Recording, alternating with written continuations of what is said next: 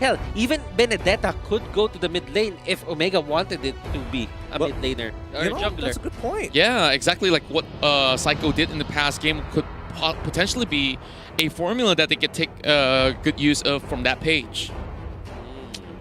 Now, we're just waiting for the last possible... Well, this is the last ban for the side of Omega Esports. They're taking their time, trying to not rush things.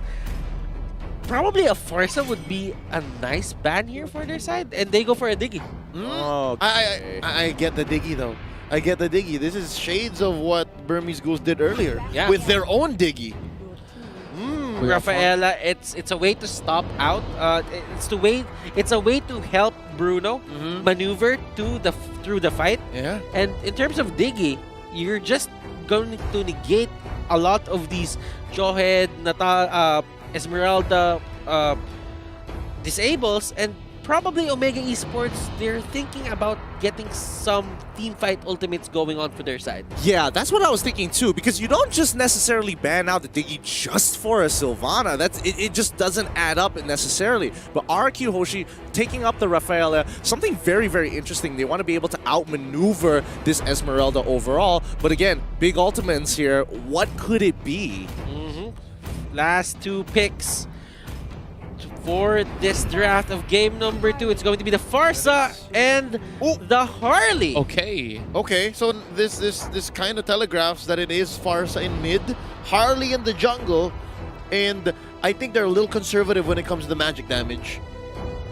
I must say, Esmeralda's a hybrid. Yeah, I mean, true, but for the large majority, she works weird. She works weird in the sense where it's like, I kind of do damage, but I give you shield, turn your life into shields and then steal it away, you know? It's rather interesting, but majority of her damage does come from magic. And Rrq Hoshi, they're going to finish it off with the Belleric. Oh, this is such an interesting composition coming in from Rrq, and it's definitely something to just kind of watch back later on to understand what is going on. Wow, the layered defense coming in from the side of Rrq Hoshi, though, is definitely going to be something interesting to watch, especially you have that sustain coming from the Rafaela, going with the holy healings and just keeping them up all night long, alongside with the Khalid, which is already kind of tough to deal against. But looking at the sort of the pace that we're going in towards game number 2, this draft, which is definitely the first out of the many that is being pulled up from the side of Rrq Hoshi,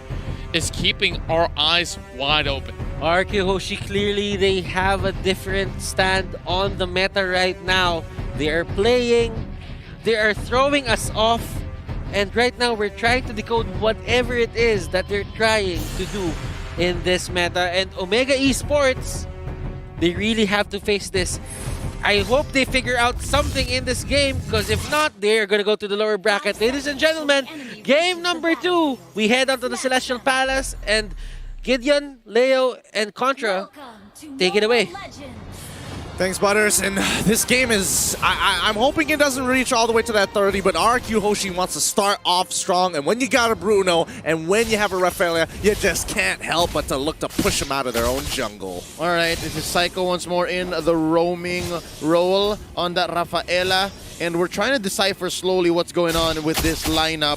Curtizi juggling these waves, juggling the aggression, and there seems to be a scuffle here in the river for the Litho Wanderer. Not exactly sure who got it, but oh, Heath was just chilling. Oh man, and yep, they just ran past him, forced it flicker away this time around. So not all too shabby after all for attempt from Rrq. So honestly, I think Heath was just clenching his butt cheeks, just like, don't notice me, as he slowly walked on out and waddled through river. yeah, like this kind of things don't just go by unnoticed. Most often than not in competitive play. Over on towards the lower side, we do have Kenji versus R7. Oh, first blood. No, but he's gonna get returned. Wait, don't tell me you got... Okay, I thought he was executed for a moment there. I was like, no way, the passive would have procced at some point. Would have been amazing. I think that's what he was just hedging on. And right now, look at this. Kenji baiting out R7. Does he know that Hajizi's waiting here? Oh, there you go. Poker trick, clearing the waves, and R7's not having any of it. They go for the crab. think overall this game is just going to be like a nice and slow pace here unless Rrq wants to ramp it up by adding gasoline to the little fire that they've started so far, especially since both sides haven't really gone too far ahead, and I think even Khalid is just chilling in his lane thinking, I don't really need to do anything and hold and protect myself. Yeah, and speaking of which, I'm definitely keeping my eyes on Hajizi as well, as he'll be setting to go in for those picks up in towards the mid game itself. I'm not sure what kind of fusion can he possibly pull up this time, but they're pulling out the turtle. All right, here we go. Starting it up. That's 4 members of Rrq Hoshi. Omega Esports going to answer back. Turtle at less than half health. Feathered Air Strike pulled in here by Yeliaze. Vin going to be the first target. They're not having any of it. Heath does not have Unstoppable Force, but he has Ejector. Vin gets bursted down, taken out by Hajizi. That's going to be a trade, though. Hajizi destroyed by Albert from the back lines. It's free hits from the Bruno. That's going to be 2 for none plus a turtle. 2 for 1 make that. Oh, Rrq Hoshi off to the races. This is a really good start here because, I mean, even though Omega Esports looked like they had the better engage, the counter engage coming in from Rrq Hoshi was kind of nuts, and they were able to hit a large majority, forcing out some big battle spells, and especially the Purifies and Flickers from everybody else. Yeah, and with a lot of all the sort of the stuff being burnt out as well, we are already getting a couple of items in. Of course, still pretty much early in the phase. Spot anything interesting, gentlemen?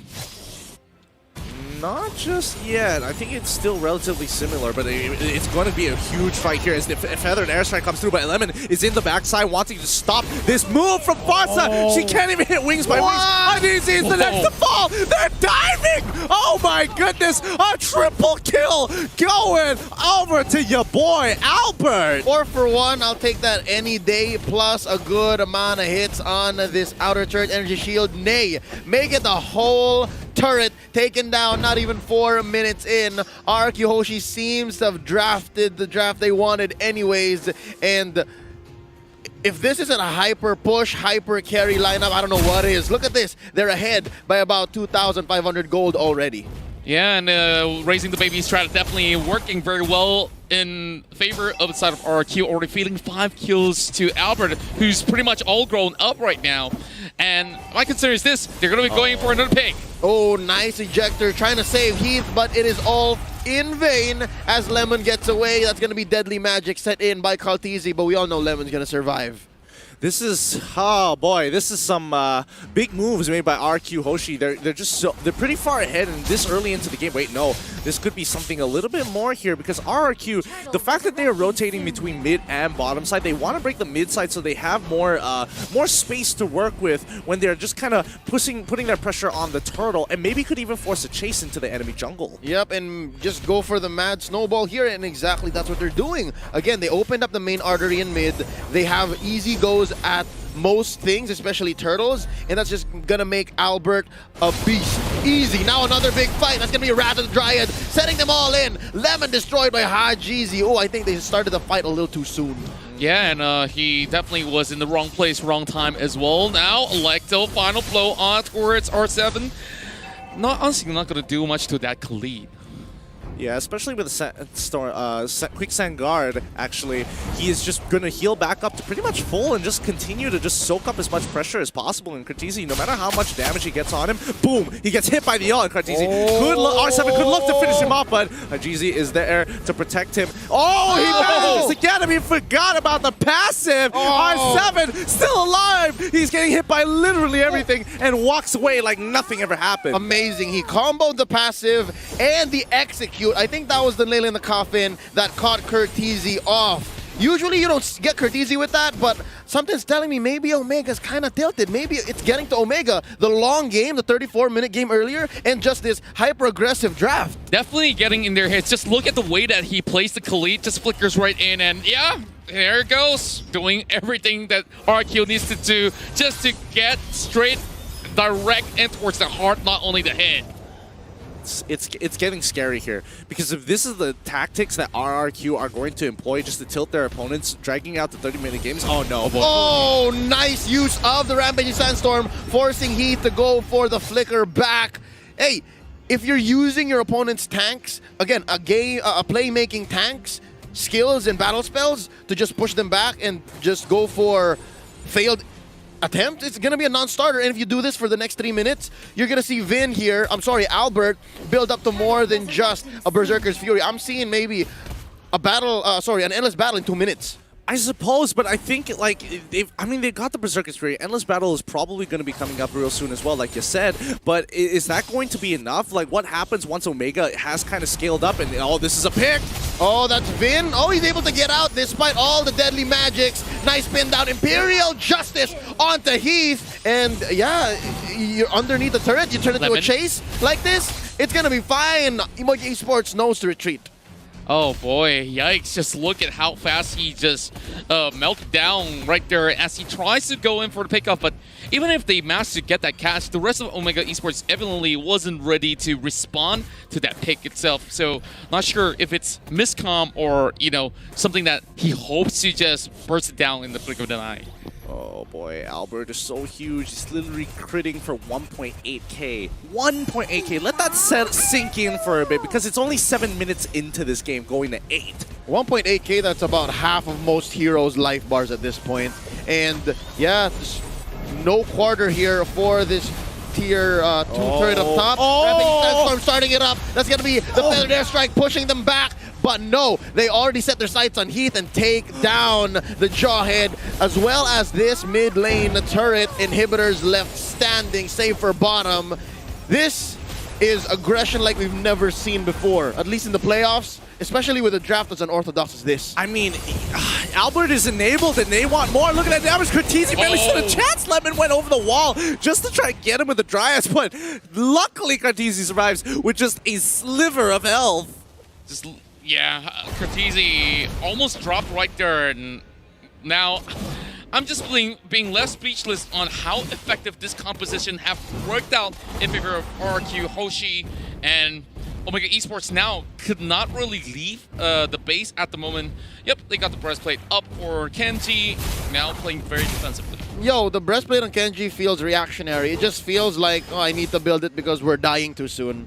It honestly feels miserable right now. Looking at the record here, 4-11, about 7k ahead is Rrq Hoshi.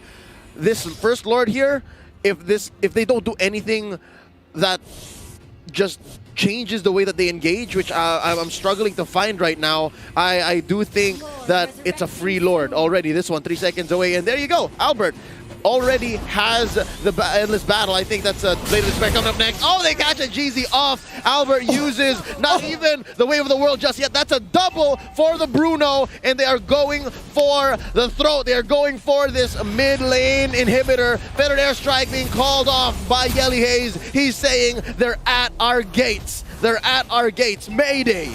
Mayday, mayday. They're already calling the red alert right now as Omega Esports forcing their way out of this one. And Rrq, they're looking to close the game. Oh no, that's it, ladies and gentlemen. 10 minutes in, 4 seconds. Rrq Hoshi shocked the world. 2 Filipino teams back-to-back knocked down into the lower bracket. Oh my goodness. That has to be one of the fastest games we have seen thus far at M2. And of course, it has to be with the first place runner-ups from M1 and the absolute chance here, Rrq Hoshi. Yeah, like, you know it's serious business when he takes off his shoes on stage, right? Like, okay, my socks are starting to sweat too much, and I gotta get this game quick off. But the way that they've drafted this is extraordinary.